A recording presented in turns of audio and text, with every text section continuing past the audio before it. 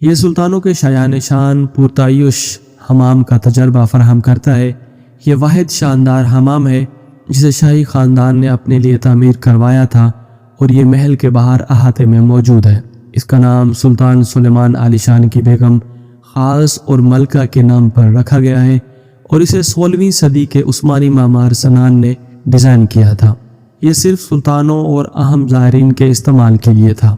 دوستو، حمام کی یہ عمارت 16ویں صدی میں ترکی کے پہلے غسل خانے کی جگہ پر تعمیر کی گئی تھی، جسے قدیمی یونانی زبان میں زیاکپس کے نام سے جانا جاتا ہے۔ بہت سے لوگ یہ نہیں جانتے ہیں، لیکن وقت گزرنے کے ساتھ اس کا بطور جیل اور قالین یا نمدے کی دکان کے طور پر بھی استعمال ہوتا رہا ہے۔ پھر بالاخر اسے اس کی تعمیر کے اصل مقصد کے طور پر بحال کیا گیا، جس کے اندرونی حصے میں لہردار سفید سنگ مرمر لگائے گئے اور ان میں سونے کا کام کیا گیا۔ اس کے پرسکون ماحول میں قدیم عمارت کی دیواروں کے اندر بہترین گونج کے لیے حمام کے اپنے ساؤنڈ ٹریکر شامل ہیں۔